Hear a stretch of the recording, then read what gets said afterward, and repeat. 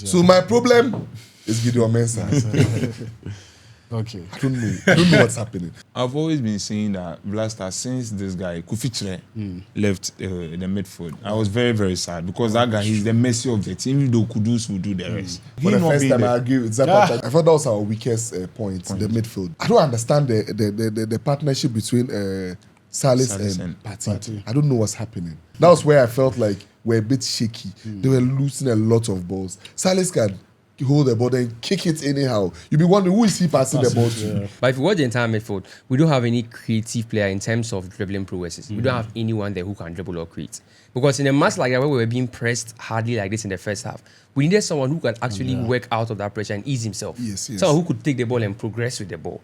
Look, that cross was a very difficult cross too. Yes. Muhammad that actually did very well with the cross. What formation of forward did Otoado play? He was playing 2 and 3. He was switching 2 and 3. If you watch some coaches, it's like 80th minute, when the game is going somewhere, they want to still monitor. 80th minute, and they're making changes. Sometimes 60th minute. Yeah. But then he was looking at the timing and the way the players were reacting.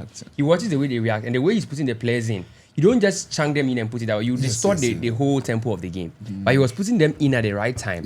And watching the way they change, they adapt to the change, and he adds again. And that was really brilliant from him. To me, I feel like if Eric Ten Hag has to go, then I think we need to, United need to start looking out for Otoado. They know how it feels like to wear the black star jersey. Come on, let's look at the departmental play. Okay. Exactly. Like, let's start with the goalkeeping department. Okay. Atizigi, like amazing, fantastic goalkeeper. I wonder where he has been all this while. He was very good. I remember that I was told that, and he was always on the bench. Yes. The insider said at the AFCON, the coaches, the assistant coaches, and the technical team said that coach, that Richard Ofori has more luck anytime he plays. He gives Ghana luck in the team. It's very true. It's very true. It's very true. They decided to start him, and that was when he touched the ball, and that was what happened to him. There's also another debate with Wolacott. You know, that was our number one. Yes. Until his injury. Yes. And then Atizigi came in as emergency replacement for him. And Atizigi was also very good. So we maintained him for this while now. So there's a conversation that, what if we actually let Wolacott get a chance again? So Wolacott or Atizigi. It makes sense. Because I think he's doing very well. I think he's in the Scottish League right now. So one day, I prefer Atizigi more. Atizigi is very good. Because at the World Cup, he did very well. Yeah. He's very good. I mean, at the point, that was my nickname. You know, he's good. He's very good. At the point, that was my nickname. They used to call me Atizigi. Tomorrow they will call him Jemlu Doku. And then next day is Pakweta. Then so that's it. Atizigi, top class. Fantastic shot. Top class, because and I think more credit has to go to him, because if the Malians had scored those first two goals, the game was done. The game would have been done. Yeah. So I think that was what helped us. Yes. Our beginning to victory on the day. I don't know what you think about Atizigi as well. He's a fantastic goalkeeper. If during the World Cup you saw the kind of performance he delivered there, so I wasn't surprised playing in World Cup qualifiers. He has been in the bigger stage and he has delivered there. So being in the qualifiers, I know he will definitely deliver. So I wasn't surprised, and congratulations. You see one thing, I feel like there's one thing Obi's expectations are always high. Obi has those high expectations for you. However, one thing you must always accept or admit is that AFCON, there's always some bit of misunderstand. You will not understand how some goals are scored. You will not understand how some things happen on the field there. So if you watch the kind of goals we scored yesterday, they were all very scrappy goals. Look at the Malians. The first goal. But to me, the cross. The cross. I just went immediately. He crossed the ball. I was like, just look at this. So I didn't expect. Meanwhile, if Bruno Fernandes or Kevin De Bruyne should do this, you'll be like, wow, fantastic pass. But because it's an African player, somebody is trying to. Let's be honest. On a normal day, this is not what Salis does. That's not his thing. He doesn't do that. He just wanted to release the ball. And he just hit it because we're struggling. Yeah, the players were crowded. To be honest, that was the only option. When I was watching the game, immediately he hit the cross. I just told someone, just look at this. I was angry at him. Everyone, because that's a fantastic pass. How many times? When he scored, what did you? Oh, then we are Ghanaians. Yes. They're like, oh wow, like you get it. For that thing, if you watch the way Africa, that's how it's done. So if you watch, some top class players can be there playing at the top level in Europe. Europe. But when they come to play football in the African level, they don't really put in those performances. The ball Arsenal plays that kind of tactical game. We can't play it in the Black Stars. So Partey cannot be doing what he does in Arsenal here. You get it? So when it comes to the way they were playing, personally, if you watch, it was very scrappy. For me. Yeah, for me. And if you watch, sometimes you blame the field on that because sometimes I feel like it's the field. In the World Cup, we played better. You also realize, adding to the field issue, you realize this guy Lamptey wanted to give a certain cross and he ballowed the ball. And there was a ball they gave to Lamptey. He tried to run and he fell. So sometimes if you don't, and it will never happen in Brighton. To be honest, someone like Lamptey, those guys you understand. But who Kudus? You have no excuse. Because you played on it. Exactly. Please, and I'll be honest. We should leave Kudus for now. He's our best player. No, I'm not saying you should leave Starboy. We'll get to the individual players. I'll wrap up on the goalkeeper's performance. He was, as everyone has admitted, he was really good. But then my only problem with him is that he rarely holds the ball. Some balls you expect him to hold on to them. He parries the ball. And it's something that is very, very dangerous. It's risky. If you do that on the biggest stages, they'll always lash onto that. Those loose balls, Ronaldo will be waiting for those loose balls. Yeah. And Haaland too. Exactly. Haaland will wait for those loose balls. So you'd always need to make sure a keeper parries. So that was the difference between himself and Woolacott. So if we can now actually get him to actually start holding the ball instead of parrying them, I think if that, he can be one of the best keepers in Africa. And he was really good. All right. Let's look at the defense. Djiku, Mohamed Salisu, Shariki. Oh, how did they gel? They did. Because I also feel that, though we weren't really very good, but then the defense also, held us down till the point. We were able to actually make things right. There was pressure on them from the beginning to the end. Yeah. So they were really good, and they were switching. It was 3-5 though, from 3 back, 5 back. They were always moving switching, up, and it was good. It was very good. So overall. you think the defense overall played together very well? the shape of the defense was really good, Yeah. and the way they were transitioning from defense to the midfield, it was really good. Even Fab has an issue with Gideon Mensah and the way he played. However, he was moving up and down on a double row. You get it, and it was really good. So we'll come back to that conversation. What do you make of the defense? The defense for Sarki, we all know him when he was at Southampton. The kind of ball he used to play. He used to be one of the best defenders in the Premier League during that time. That's true. I'm talking about what's his name? Salisu. And so we know the kind of player he is. Going to Monaco because of injuries and stuff. So that's why maybe he's down now. But we know what he can do. So I wasn't surprised on that day that he really delivered. And Djiku, we all know that was senior man. Yeah. Sometimes I feel the captain band, they should give it to him because he's a fighter. Remember I was talking about the boys not like really fighting like, they mean something for Ghana.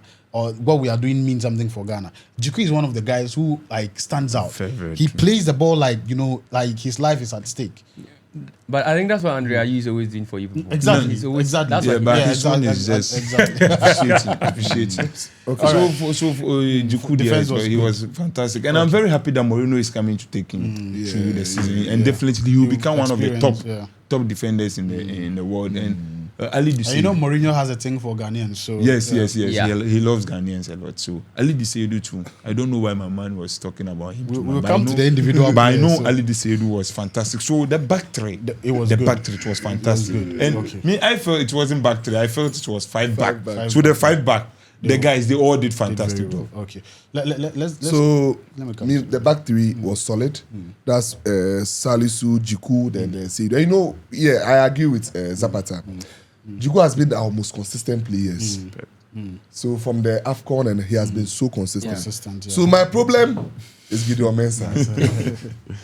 Okay. I don't know what's happening. So because generally, you think the defense was okay. It was okay. I know you don't want us to go into individual. I really can't wait to talk about it. How do you call it? A separate video on just the individual. Okay, so the three back, very solid. And, they did very well. They were ready to die for the team. And at the end of, even in the end, Salisu had this bruises on his eye. Yeah. They are ready to fight for the team. So I just pray and hope, just as I said, our next game, they shouldn't let complacency get into their heads. Let's just try and beat them. So once we beat Central African Republic, we'll be at the top. We'll be on the top. We have that Central African Republic conversation as well after. That's fine.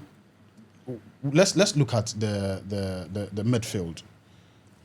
How did the midfield perform? I've always been saying that Blaster, since this guy Kufitre left the midfield, I was very, very sad because that guy, he's the Messi of the team. Even though Kudus will do the rest. But I know he wasn't a starter. That was a bad thing. But he was very technical. A set piece player. Yes, Okay. superb. So I during the AFCON, I was telling a friend that if Koficha was there, like Inaki Williams, that runs that he has been doing, he would have enjoyed. Exactly. Wow. So he For the not first being time, there. I agree with Zapata. This one of the most. I love that. This is very good. Yeah, I'm equally sure. So Koficha not being there, and we having Pate and Elias Owusu and Co there and like fighting for the country. It was very, very good. And Pate coming in. Sometimes it's not about even playing the ball too much. Even though the Malians, they have equally good players who are from the France League, Montpellier and Co. And I think Braga. Yeah, they have good players. They are starting 11. Almost all of them play in the Europe. So the kind of ball they play, they see Pate. Sometimes it's not about you playing Greece. They see Pate Intimidation. to intimidate you. Yeah. Some shaking me. So I felt the midfield was okay. It's because we went away. I know if it was to be in Ghana, we would have given them more than 2-1. Okay. Yeah. But me, I felt like that was one of I thought that was our weakest point, the midfield, because I don't know, it's like I don't understand the partnership between Salis and Pate. I don't know what's happening. But Salis after the World Cup, the World Cup, he was so solid, and even Ghanaians were like, this guy, but you see, I don't want to, I mentioned that Ghanaians, 1 minute will hail you and the next minute. That was where I felt like we're a bit shaky. They were losing a lot of balls. Salis can hold the ball and kick it anyhow. You'll be wondering, who is he passing the ball to?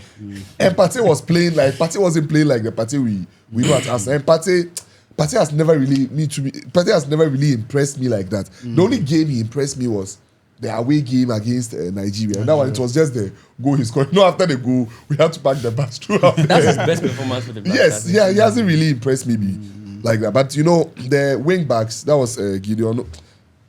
Tariq Lamptey, he used to he tried and he helped them in the middle rather than that, because to me I didn't like the part. I don't know if Ashimeru comes, he'll be able to, but still now I'm not really impressed was with also the trending because of that partnership issue. Yeah. Yes, I'm not really impressed. Everybody felt it, like there wasn't that person who could move the Drive ball, the ball. to transition into the So forward. to be honest, to be very honest, the midfield, I'm not really. They've never really impressed me like that. Okay, Yes. all right. We'll come to where I would expect you to give me your possible starting for the check. So if you watch the whole thing, well, Kudus is having a free role right now. He's actually, you see him in the middle as if he's an attacking midfielder. Other times he's playing in 9. Other times he's at the right wing. I think there were some balls they gave to him, Tariq gave to him, but then he was still very shaky with those balls. He wants to make those his dribbles, but it wasn't working. But if you watch the entire midfield, we don't have any creative player in terms of dribbling prowesses. We don't have anyone there who can dribble or create. Because in a match like that, where we were being pressed hardly like this in the first half, we needed someone who can actually work out of that pressure and ease himself. Yes. Someone who could take the ball and progress with the ball. Arsenal, they have that. You get it. Odegaard will move with the ball. Even if he doesn't, he will still give those passes. Pate's part is very simple. Help with the holding of the ball. However, he wasn't doing that. I think the chances he got, he was really, really shaky in the first half. Then if you watch Salis, I don't know what happened to him. I don't know which switch. It was really, really surprising. It was like he will get the ball, he tries to find a pass, he doesn't get it, and his reaction is always bad afterwards. When you lose the ball, like, it's very terrible. And they press starts up to the middle point at some point. And when you watch how they are pressed with, when we now actually get the ball, for Salis to now actually spot someone or for him to hold the ball so that our players can move inside and we can get those runs forward, he wasn't doing that. That was what Fab was even saying. With the goal we scored, the first goal, it's like Salis was just hitting the ball. He's not someone who normally crosses this kind of things. He does. How many of those has he done? That's the question. He has been doing it. He doesn't do these things. In less. Yes. You can't show us. You can't show us. He has been doing it. He hasn't been doing it. The truth is that Zapata, don't sound like we are against Salis. Exactly. I'm not saying that we are against, but the pass was a fantastic pass. No, it was good. But on a normal day, that's not what he does. He was hitting, just clearing the He ball. wasn't clearing the ball. He crosses. was just assisting the player. He would give to someone who crosses, but because we're struggling so much, that was the only thing that was coming to his mind, hitting the balls. Do you get it? They were now all hitting the balls. And he in particular, who was supposed to bring stability, he wasn't doing his part. That wasn't his job. You see, I agree with Eben. Eben mentioned something earlier. Look, that cross was a very difficult cross too. Yes. It was Nuama that actually did very well with the cross, rather than that it should have been a very bad. Did you watch it? Every good forward should be able to get in touch with that ball. It was a very dangerous. You are hitting a ball like that's someone who is leaving less than 5'11" feet. And who was tall in that? No, you are not. So that's why we are saying that. To be honest, look. So are you trying to tell me that Salis saw Nuama that he hit? Yes, he did. He did. Okay, even if he saw him, Nuama was too. Nuama couldn't reach that height. Yes, Salis just hit the ball. Usually, when we play keep fit, yes, there's this player of us. If there's pressure on him, he will just kick the ball. He will look at the nearby player, mention your name, and hit it. Oh, we should just watch the highlights. If you don't get the ball, it's like he has sent the ball to you. If that ball was just kicked, because that ball, Zapata is making it look like we are against what Salis is that ball. doing. If you watch it very well, if you watch that ball very well, Mo Kudus is holding. Nuama is very short. And he lost that ball. Look, so immediately he lost. I think what we were attacking. Salis intended to do was crossing the ball. To let the ball go in the middle. In the middle. To be honest, you were just crossing. There was a normal cross. There was no one in mind because our players were in the box. You know, our players were in the box. As far as the ball, let me tell you, Arnold. When Arnold is making it, he knows what he's doing. Salis is you know that Arnold is looking out for this. So sorry, you want to tell me that Salis just kicked the ball? Do you know the defender? The defender was taller. The defender is taller than exactly than Nuama. The ball wasn't meant for Nuama. The ball was a cross inside. No, look, you see, it was a good cross, all right. But let's be honest. He just crossed it. It's one of the best cross in these qualifiers that they are playing. So you what your problem is that you think he didn't perfect cross. No, we are not saying how about his game? He had a bad game. Okay, that's what we are talking about. Let's move on, guys. I'm just concerned about the cross. Nobody's against the cross. But we are saying that you didn't mean the cross. You can make a mistake that will turn out to be perfect. Yeah. So that's what they are trying when to has say. Salis? No, that cross wasn't a mistake. Salis doesn't cross. Unless he crosses those balls. You said this is the first time. We haven't spoken about the strike. forward. Yeah, the forward, yes. Wow. The striking. It was really good. I'll be honest with you. In the first half, what formation of forward did Otoado play? He was playing 2 and 3. He was switching 2 and 3. Sometimes you have Norman. You know, Norman could even. I was watching this morning some of our training clips from yesterday and even today. It's Norman and Kudus always working together. I think they came from the same academy as well. Yeah. So they are always together. So most times you actually see them playing at the flanks, and you have Semenyo there. Or sometimes they come together with one playing as a 9, one goes this way, and then you have Semenyo playing at the left wing. But if you watch the way Semenyo's ball was, in the first half he released some crosses, made some runs, some dribbles. Even there was this shot he cut in and he hits the ball. So he was very good. I'll be honest with you. If we had that energy in the second half, merged with Semenyo, so if Semenyo too had someone like Fatau also playing on that side, that threat would have actually balanced out. Exactly, and I felt they let Semenyo down because in the first half, like he was so busy. He wasn't good. Like things weren't just adding up. He goes in, he hits the ball. There's no one in the middle. That's why. And even when like the Malians starts from the back, he's the only one pressing. Exactly. When he moves, they pass. There's nobody there to also press. But if you look at the Malians, they didn't allow us to play. Yeah.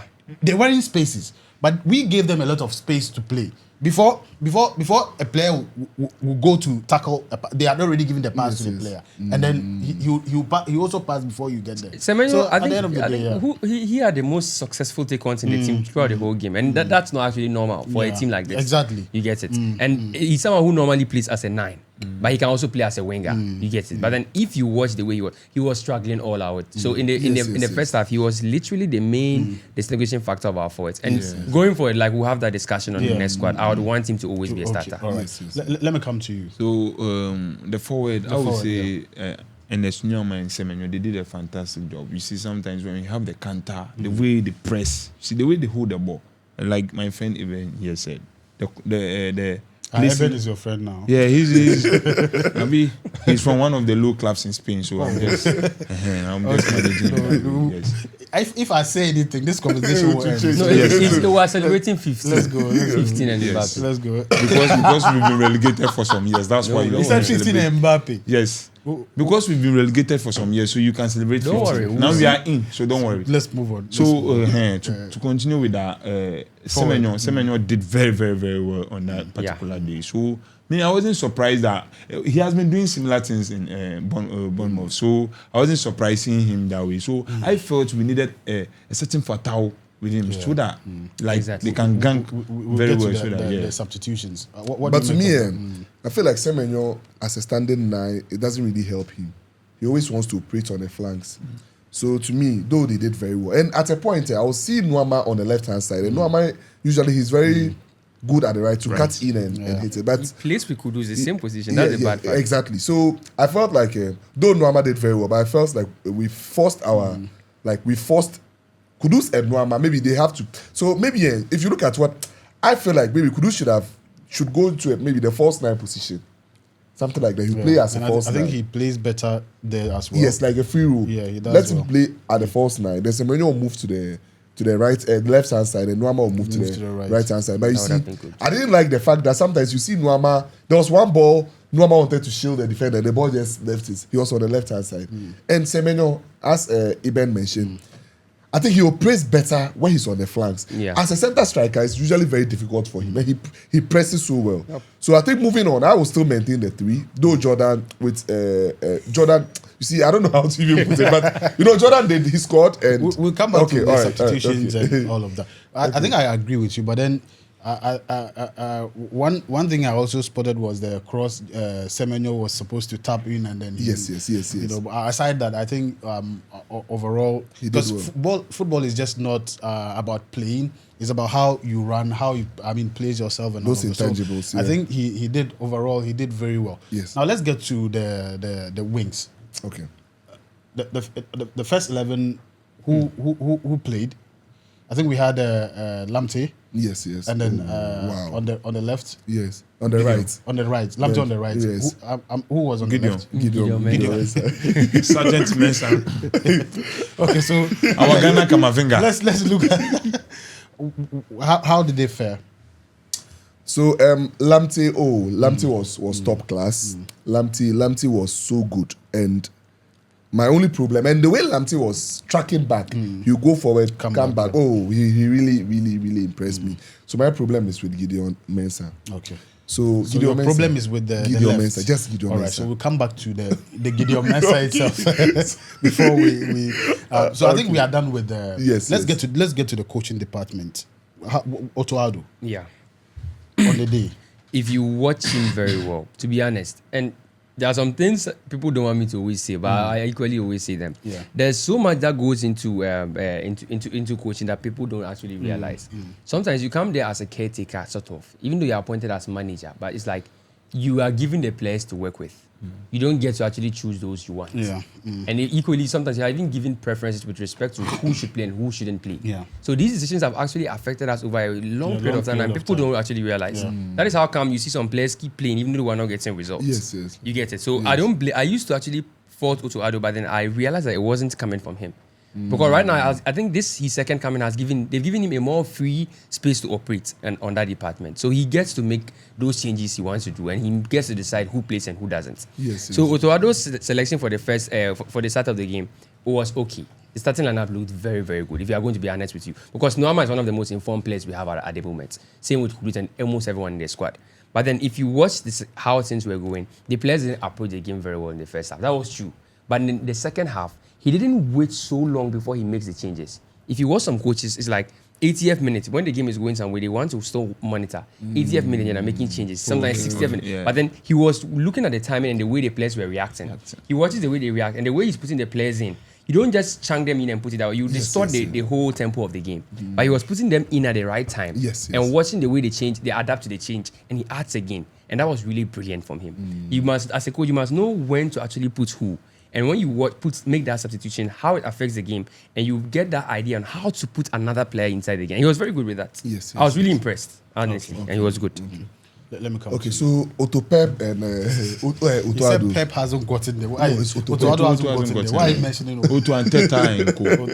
Otto Diola. Otto Klopp. Otto Addo, he really impressed me. And to me, I feel like if Eric Ten Hag has to go, then I think we need to United need to start looking out for Otto Addo, because yesterday on Thursday, right? That was on Thursday. What he did was top class. So you see, he realized that it was just his game management. It was top class. He realized that Ndumbia was almost every take on Doumbia had. Anytime he faces Aliou Seydou, Doumbia was always successful with that. Though Aliou Seydou, it's all like, I will give him much credit. He did very well, but there were some 1v1. As a fullback at a point, you become tired. So playing as a centre back, he became tired at a point. So that was when he brought Abdul Mumin in, and Abdul Mumin really did very well. He solidified the place. He made the place very stable. Now he realized that Salis and Partey, they were getting tired because they were overpressed in the second half. That was when he also brought Elisha Owusu, and Elisha Owusu really impressed me. And Elisha Owusu, when he entered, he calmed the whole game. Then the next thing was he decided that he wanted to bring what's his name? Fatau. And Fatau came. And Fatau is a Fatau presses so well. So when he brought Fatau in, then he brought Fatau in, then he brought Andre Ayew in. He knew that, fine, I've benched you, you are a big boy and you are the most informed player and all those things. So right now I've benched you, come in and prove to me that you deserve to start in the game against Central African Republic. So when he brought Fatau in, that was when Fatau made that run, came in, and he now gave the ball to Andre Ayew. So if you look at it, everything worked in. The way I mentioned Andre Ayew ball, it was Jordan, not Sorry, Jordan Ayew. So if you look at it, Otuado really did very well in managing the game, and to me, like Otodiola, he was like top class. Let's add him extra 5 years. I think his understanding of the game, his tactics were clinical. Yes. Because if you look at even the time he played these players, for me, I was even asking, why are you making substitutions at this time? Yes. But immediately he made those substitutions, it changed everything. So that is a mark of a good coach. Yes. It's not like you make substitutions and you are still looking out for the substitutions. That's just brought that's the what change. Ancelotti does. You get it, and Yes. it was So like it was a Madrid mentality. it made a lot of people understand Winning that, mentality. Otuado. A lot of people have started believing that Otuado is actually a good coach. Let's just pray and hope that. Yeah. As Iben mentioned, sometimes there are these managers, we think they are the head coaches, but they're actually just caretakers. Right now, I'm starting to believe that they've given him and I feel like he has a very big reputation to you know what? There's a lot that usually goes behind the scenes that we don't know. So for me, I feel that one of the reasons why he even left in the first place was some of these issues. Yes. So he coming back or agreeing to come back, it means that he had made sure that like Kinston. Exactly. Like Kinston left. Just look at how the Starlets were performing. He left exactly because of this interference. Exactly. So I believe that he might have made some points that that he wanted. When I'm coming back, this is what I want. Yes. And I think we are seeing those changes, and we think there is progress. Future. There's future for the team. Let me hear from you, Coach Otuado. Fantastic performance from himself and his team, which is Pencil and the technical and Fatau Dauda. I mean, you Lion. Whenever Ghana is going to play ball, we try and find coaches like I've forgotten their name. Those 3 coaches, they will come and add, and they'll be adding heads. We are doing nothing. they will not be doing anything on the touchline, and we're performing very terrible. So seeing Otuado, and that very day, I was very, very happy. Otuado was the only one standing. But during the World Cup, the Aston Villa coach, the one we brought in, and they were with him. So it was like, I don't know if they were working. So I'm sure they were in one line. But this one, you realize that it was only Otuado. He was the man in front there, directing the guys. Charlie, guys, do this. But during the World Cup, you realize that the other coach will be here and will be shouting, "Hey, Gideon!" Like you see, there's and not to cut Zapata short. And I think his assistant coach is John Pencil, right? Yeah. And Pencil, he and Pencil, they played in the 2006 World Cup. So in a way, they know each other. They know how it feels like to wear the Black Star jersey. I don't know if I stand to be corrected, but I feel like he's the first. Okay, Okono played for the Black Stars. Yeah. Okay, so that's fine. Yeah. We really had coaches. Like superb coaches. Okay, so Otuado did a fantastic job. So, at the end of the day, but he should be called Otuklop, not Pep. Otuklop. Yes.